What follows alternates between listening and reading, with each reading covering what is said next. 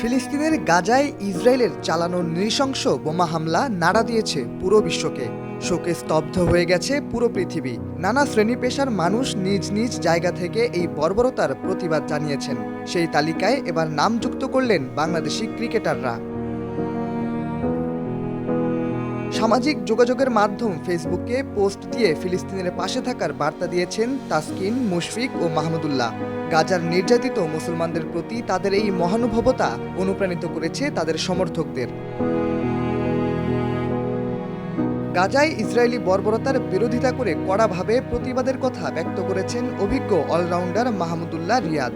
প্রতিবাদ স্বরূপ প্রথমে তিনি একটি ছবি পোস্ট করেন, এরপর আপলোড করেন একটি ভিডিও, যেখানে তিনি মার্চ ফর গাজা কর্মসূচি সফল করার জন্য সবার প্রতি আহ্বান জানিয়েছেন।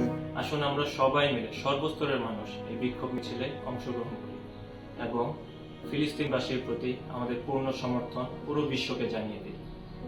মাহমুদুল্লাহ রিয়াদ যে ছবি শেয়ার করেন তাতে গাজায় বোমা হামলায় মানুষের দেহ উড়তে দেখা যায়। এটি একটি প্রতীকী ছবি। ছবির ক্যাপশনে তিনি আল্লাহর প্রশংসা করে লিখেন, তুমি আমাদের রক্ষাকারী, আমাদের রক্ষা করো ও সাহায্য করো।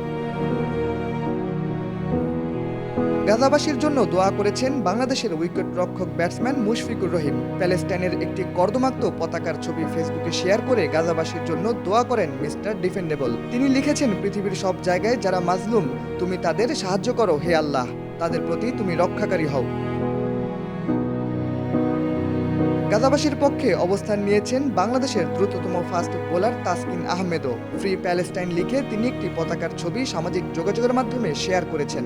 লিখেছেন, একজন মানুষ ও মুসলমান হিসেবে আমি ফিলিস্তিনের নির্যাতিত মানুষের পাশে আছি। শান্তি, ন্যায় বিচার ও মানবতার জয় হোক এই প্রার্থনা করি। গাজার রাফায় র্যাপিড বোমা হামলা চালিয়ে একেবারে নিঃস্ব করে দিয়েছে ইসরায়েল। বোমার আঘাতে আকাশে উড়ে গেছে মানুষের দেহ। ড্রোন দিয়ে খুঁজে খুঁজে মানুষ হত্যা করেছে। এমন বর্বরতায় সারা পৃথিবী জুড়ে পালিত হয় গ্লোবাল স্ট্রাইক ফর গাজা। বিভিন্ন শ্রেণী পেশার মানুষ তাদের কাজ বন্ধ রাখার মাধ্যমে এই কর্মসূচিতে একাত্মতা প্রকাশ করেছেন। শাহরিয়ার আহমেদ, সময়ের আলো।